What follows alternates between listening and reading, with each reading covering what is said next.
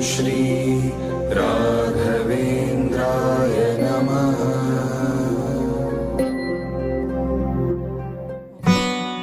श्री गुरुभ्यो नमः। परम गुरुभ्यो नमः। श्रीमद आनंद तीर्थ भगवत्पादाचार्य गुरुभ्यो नमः। श्री वेदव्यासाय नमः। लक्ष्मी हयग्रीवाय नमः। लक्ष्मी वेंकटेशाय नमः। कल्याणाद्भुतगात्राय कामितार्थ प्रदायिने श्रीमद् वेंकटनाथाय श्रीनिवासाय ते नमः। पूज्याय राघवेन्द्राय सत्य धर्म रताय च भजतां कल्पवृक्षाय नमतां कामधेनवे दूर्वादिद्वान्तरवे वैष्णवेन्द्रे ವರಂದ್ರೆ ಶ್ರೀ ರಾಘವೇಂದ್ರ ಗುರುವೇ ನಮೋ. ಅತ್ಯಂತ ದಯಾಳವೇ ಕ್ಷೇತ್ರಾಭಿಮಾನಿ ದೇವತೆಯಾಗಿರ್ತಕ್ಕಂಥ ಜ್ವಾಲಾ ಭವರೋಗ ವಿದ್ಯೆ ಲಕ್ಷ್ಮೀ ನರಸಿಂಹದೇವರು, ನವನರಸಿಂಹದೇವರು, ಮುಖ್ಯ ಪ್ರಾಣ ದೇವರು ಕ್ಷೇತ್ರದಲ್ಲಿ ವಿಶೇಷವಾಗಿ ರಾಘವೇಂದ್ರ ಸ್ವಾಮಿಗಳ ಬೃಂದಾವನದಲ್ಲಿ ವಿಜೇಂದ್ರ ತೀರ್ಥರು, ಜಯತೀರ್ಥರು, ರಾಯರ ವಿಶೇಷವಾಗಿರ್ತಕ್ಕಂಥ ಮೂರ್ತಿಗೆ 3 ಜನದ ಮೂರ್ತಿಗೆ ಬೃಂದಾವನ 48 ಸಾಲಿಗ್ರಾಮ ಇರತಕ್ಕಂಥ ಇಂತಹ ಕ್ಷೇತ್ರದಲ್ಲಿ ವಿಶೇಷವಾಗಿ ನಿಮ್ಮ ಗುರುಗಳಾಗಿರ್ತಕ್ಕಂಥ ರಾಘವೇಂದ್ರ ಸ್ವಾಮಿಗಳು ಪ್ರತಿಯೊಬ್ಬರಿಗೂ ಆರೋಗ್ಯ, ಭಾಗ್ಯ, ಧನ, ಧಾನ್ಯಗಳನ್ನು ಕೊಡು ಚೆನ್ನಾಗಿ ಕಾಪಾಡಲಿ ಅಂತ ಭಗವಂತನಲ್ಲಿ ಪ್ರಾರ್ಥನೆ ಮಾಡ್ತಾ, ನಮಗೆ ಪುರುಡು ಅಂತ ಕರೀತಾರೆ. ಪುರುಡಾದಾಗ, ಯಾರ ನಾವು ಹೋದಾಗ, ಬೇರೆ ಬೇರೆ ರೀತಿಯಲ್ಲಿ ಮನೆಯಲ್ಲಿ ತೊಂದರೆ ಆದಾಗ ಭಗವಂತನ ಚಿಂತನೆಯನ್ನ ಮಾಡಬೇಕು. ಮಾಡಬಹುದೋ ಬೇಡ? ಬಹಳ ಅದ್ಭುತವಾಗಿರ್ತಕ್ಕಂಥ ಪ್ರಶ್ನೆ ಇದು. ಗುರುಗಳಿಗೆ ರಾಘವೇಂದ್ರ ಸ್ವಾಮಿಗಳಿಗೆ ವಿಶೇಷ ಅಂತದ್ದು. ಯಾಕೆ ಅಂತ ಹೇಳಿದ್ರೆ,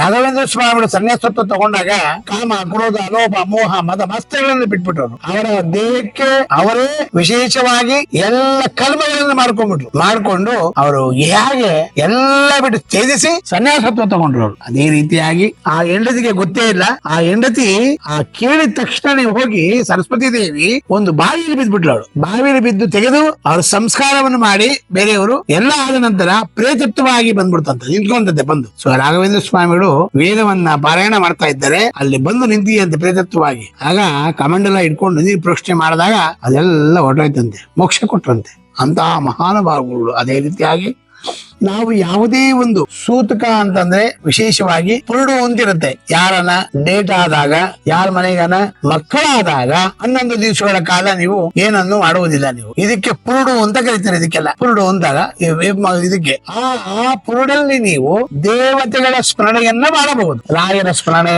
ದೇವರ ನಾಮಗಳು, ದೇವರ ಒಂದು ವಿಶೇಷವಾಗಿರ್ತಕ್ಕಂಥ ನರ್ತನಗಳು, ಇಂಥವೆಲ್ಲ ಏನ್ ಬೇಕೋ ನೀವೆಲ್ಲ ಮಾಡಬಹುದು. ಅದರಿಂದ ನಿಮ್ಗೇನು ತೊಂದರೆ ಆಗ್ತಕ್ಕಂಥ ಭಾಗ್ಯ ಇಲ್ಲ. ಅದೆಲ್ಲ ಒಳ್ಳೆದೇ ಆಗ್ತಕ್ಕಂಥ ಭಾಗ್ಯ ಇರುತ್ತೆ ನಿಮ್ಗೆ. ಮತ್ತೆ ಯಾರನ್ನು ಹೋದಾಗ ನಾವು ನಮ್ಮ ಮನೆಯಲ್ಲಿ ಇಂತಹ ಸ್ತೋತ್ರಗಳನ್ನು ಹೇಳ್ಕೊಬಹುದಾ, ಬೇರೆ ಬೇರೆ ಸ್ಮರಣೆಯನ್ನು ಮಾಡಬಹುದಾ ಅಂತ ಕೇಳ್ತಾ ಇದ್ದೀರಾ. ವೆಂಕಟೇಶ ಸ್ತೋತ್ರ, ರಾಘವೇಂದ್ರ ಸ್ವಾಮಿಗಳ ಸ್ತೋತ್ರ 3 ದಿನಗಳಾದ ನಂತರ ನಿಮ್ಮ ಮನೆಯಲ್ಲಿ ಯಾರು ಹೋಗಿರ್ತಾರೆ 3 ದಿನ ಆದ ನಂತರ ಈ ಸ್ತೋತ್ರವನ್ನ ಪಠಣೆಯನ್ನು ಮಾಡಬಹುದು. ಮತ್ತೆ ಅದರಲ್ಲೂ ವಿಶೇಷವಾಗಿ ವಿಷ್ಣು ಸಹಸ್ರವನ್ನ ಹೇಳಬಹುದು ಪ್ರತಿದಿನ ಬಾಯಲ್ಲಿ. ಇಂಥವೆಲ್ಲ ಪಠಣೆಯನ್ನು ಮಾಡಿದಾಗ, ದೇವತೆಗಳ ಒಂದು ಸ್ಮರಣೆಯನ್ನು ಮಾಡಿದಾಗ ನಮ್ಮಲ್ಲಿರ್ತಕ್ಕಂಥ ರುಚಿ ರೋಗಗಳೆಲ್ಲ ಪರಿಹಾರ ಆಗಿ ಅದಕ್ಕಿಂತ ವಿಶೇಷವಾಗಿ ಏನಪ್ಪಾ ಅಂತ ಹೇಳಿದ್ರೆ, ಹೋಗಿರ್ತಾರಲ್ಲ ಆ ಹೋಗಿರೋರಿಗೆ ಮೋಕ್ಷಕ್ಕೆ ಹಾದಿ ಇರ್ತಕ್ಕಂಥ ಭಾಗ್ಯ ಇರುತ್ತಂತೆ. ಹೇಗಿರುತ್ತೆ?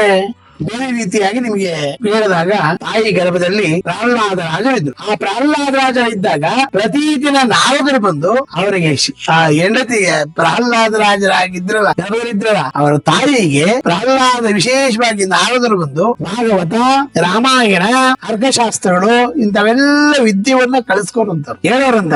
ಅವ್ರು ಕೇಳಿಸ್ಕೊಂತ ಇರತ್ತಂತ, ತಾಯಿ ಕೇಳಿಸ್ಕೊಂತ ಇರಲಿಲ್ಲ. ಅವರೇ ಇರ್ತಾರ ಪ್ರಹ್ಲಾದ ರಾಜ ಇದ್ರಲ್ಲ, ಅದೇದೊಳಗಡೆ ಹೊಟ್ಟೆ ಒಳಗಡೆ ಇದ್ರಲ್ಲ, ಅವರೆಲ್ಲ ಹಿಂಗಂತ ಇದ್ದಂತ.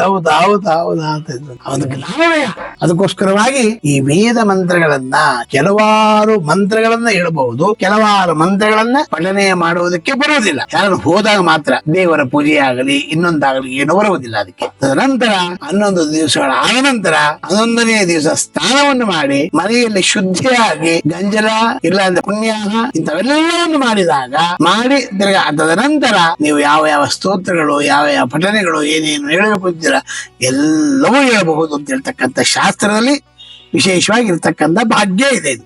ಅದಕ್ಕೋಸ್ಕರವಾಗಿ ನೀವೇನೇ ಒಂದು ಕೆಲಸವನ್ನು ಮಾಡ್ಬೇಕಾದ್ರೆ ಹರಿಸ್ಮರಣೆಯನ್ನ ಮಾಡ್ಬೇಕು. ಯಾವಾಗ ನೀವು ಕೂತಿರ್ತೀರಾ ಅವಾಗ ಭಗವಂತ, ಆನಂದ, ಗೋವಿಂದ, ವಿಷ್ಣು, ಮಧುಸೂದನ, ತ್ರಿವಿಕ್ರಮ, ವಾಮನ ಇಂಥವೆಲ್ಲ ಹೆಸರನ್ನ ಹೇಳಿದಾಗ ನಾವು ಒಳ್ಳೆ ಜ್ಞಾನ ಉತ್ಪತ್ತಿ ಆಗ್ತಕ್ಕಂಥ ಭಾಗ್ಯ ಇರುತ್ತೆ.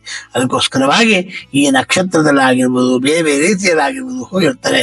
ಅವರೆಲ್ಲರಿಗೂ ಆ ಸಾಕ್ಷಾತ್ ನಮ್ಮ ಗುರುಗಳಾಗಿರ್ತಕ್ಕಂಥ, ಅದಕ್ಕೆ ಕಲಿಯುಗದಲ್ಲಿ ಕಾಮಧೇನು ಆಗಿ ಕಲ್ಪವೃಕ್ಷರಾಗಿ ಬಂದಿದಾರಲ್ಲ ಸಾಕ್ಷಾತ್ ಯಮಧರ್ಮರಾಜನಿಗೆ ಹೇಳ್ತಾರಂತ ರಾಘವೇಂದ್ರ ಸ್ವಾಮಿಗಳು, ರಾಯರ ಭಕ್ತ ನೀನು, ರಾಯರಿಗೋಸ್ಕರ ಬಂದಿದ್ದಾರೆ, ಮಾಡ್ತಾ ಇದ್ದಾರೆ, ಇಷ್ಟೆಲ್ಲ ಕೆಲಸ ಮಾಡ್ತಾ ಇದ್ದಾನೆ, ಅವನು ಉದ್ಧಾರ ಮಾಡು ನೀನು, ಅವನು ಏನಕ್ಕೂ ಆಗ್ಬಿಡ, ಕರ್ಕೊಂಡು ಮೋಕ್ಷ ಕೊಡು ಅಂತಾರಂತೆ ರಾಘವೇಂದ್ರ ಸ್ವಾಮಿಗಳು. ಅದಕ್ಕೋಸ್ಕರವಾಗಿ ರಾಘವೇಂದ್ರ ಸ್ವಾಮಿ ಹೇಗೆ ಅಂತ ಹೇಳಿದ್ರೆ, ಒಂದು ವಿಶೇಷವಾಗಿ ಗೋಪಿ ಚಂದ್ರವನ್ನು ಧಾರಣೆಯನ್ನು ಮಾಡಿ, ಮತ್ತೆ ವಿಶೇಷವಾಗಿರ್ತಕ್ಕಂಥ ಅಂಗಾರ ಮತ್ತೆ ಅಕ್ಷತೆಯನ್ನು ಹಚ್ಕೊಂಡು ಗುರುಗಳ ಸ್ಮರಣೆಯನ್ನು ಮಾಡ್ತಾರೆ ಅವರು. ಅದಕ್ಕೋಸ್ಕರವಾಗಿ ನಾವು ಅನ್ಕೊಂಡಿರ್ತಕ್ಕಂಥ ಕೆಲಸ ಎಲ್ಲ ಸಿದ್ಧಿ ಆಗ್ತಕ್ಕಂಥ ಭಾಗ್ಯ ಜಾಸ್ತಿ ಇರುತ್ತೆ. ಅದಕ್ಕೋಸ್ಕರವಾಗಿ ನಮ್ಮ ದೇಹ, ನಮ್ಮ ಈ ದೇಹದಲ್ಲಿರ್ತಕ್ಕಂಥ ರಂಧ್ರಿಗಳು ಎಲ್ಲವೂ ಕೊಟ್ಟಿರ್ತಕ್ಕಂಥ ಭಗವಂತ. ಅದು ಆ ಭಗವಂತನಿಗೋಸ್ಕರ ನಾವೆಲ್ಲವನ್ನ ಸಮರ್ಪಣೆಯನ್ನು ಮಾಡಬೇಕಂತ. ಅದಕ್ಕೋಸ್ಕರವಾಗಿ ನಮ್ಮ ಗುರುಗಳಾಗಿರ್ತಕ್ಕಂಥ ರಾಘವೇಂದ್ರ ಸ್ವಾಮಿಗಳಿಗೆ ವಿಶೇಷವಾಗಿ ಇಂತಹ ರುಜು ರೋಗಗಳಿದ್ರು, ಬೇರೆ ಬೇರೆ ರೀತಿ ಇದ್ರು, ಇಲ್ಲ 3 ದಿನಗಳ ಕಾಲ ಅವರು ರುಜಸ್ಥರಾಗಿರ್ತಾರೆ, ಆ ಟೈಮಲ್ಲೂ ಅಷ್ಟೇ ಭಗವಂತ ನಾವೇನಪ್ಪ ಮಾಡ್ಬೇಕು ಅಂತಂದ್ರೆ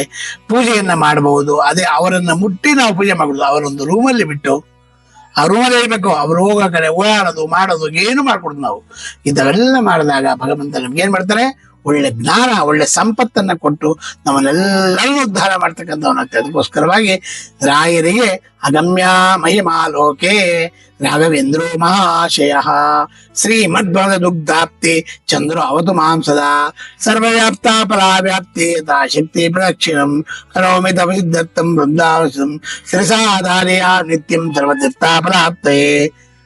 ಗುರುಗಳ ಒಂದು ಸ್ಮರಣೆಯನ್ನು ಮಾಡಿದಾಗ, ರಾಯರ ಒಂದು ಸ್ಮರಣೆಯನ್ನು ಮಾಡಿದಾಗ ನಮ್ಮಲ್ಲಿರ್ತಕ್ಕಂಥ ಎಲ್ಲ ರುಚಿ ರೋಗಗಳೆಲ್ಲ ಪರಿಹಾರ ಆಗ್ತಕ್ಕಂಥ ಭಾಗ್ಯ ಇರುತ್ತೆ. ಗುರುಗಳೇ ನಿಮ್ಮನ್ನೆಲ್ಲರನ್ನು ಉದ್ಧಾರ ಮಾಡಲಿ ಅಂತೇಳಿ ಭಗವಂತನಲ್ಲಿ ಪ್ರಾರ್ಥನೆ ಮಾಡ್ತಾ, ನಮೋ ಬ್ರಹ್ಮಣ್ಯ ದೇವಾಯ ಗೋ ಬ್ರಾಹ್ಮಣ ಹಿತಾಯ ಚ ಜಗದ್ವಿತಾಯ ಕೃಷ್ಣಾಯ ಗೋವಿಂದಾಯ ನಮೋ ನಮಃ.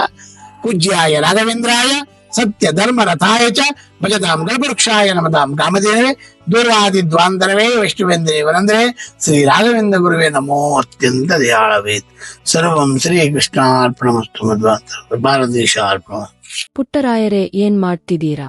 ಪ್ರತಿದಿನ ನಮ್ಮ ಅಪ್ಪ ಅಮ್ಮ ನಿಮ್ಮ ಚಾನೆಲ್ ನ ಎಲ್ಲಾ ವಿಡಿಯೋಗಳನ್ನ ನೋಡುತ್ತಾರೆ, ಆದ್ರೆ ಸಬ್ಸ್ಕ್ರೈಬ್ ಶೇರ್ ಮಾಡೋದು ಮರೆತಿದ್ದಾರೆ. ಅದಕ್ಕೆ ನಾನು ಸಬ್ಸ್ಕ್ರೈಬ್ ಶೇರ್ ಮಾಡ್ತಿದ್ದೆ, ಕಮೆಂಟ್ ಕೂಡ ಮಾಡ್ತಿದ್ದೆ. ಹಾಗಾದ್ರೆ ನೀವು ಕೂಡ ಸಬ್ಸ್ಕ್ರೈಬ್ ಶೇರ್ ಕಮೆಂಟ್ ಮಾಡಿ ಪ್ಲೀಸ್. ಓಂ ಶ್ರೀ ರಾಘವೇಂದ್ರಾಯ ನಮಃ. ಓಂ ಶ್ರೀ ರಾಘವೇಂದ್ರಾಯ ನಮಃ. ಓಂ ಶ್ರೀ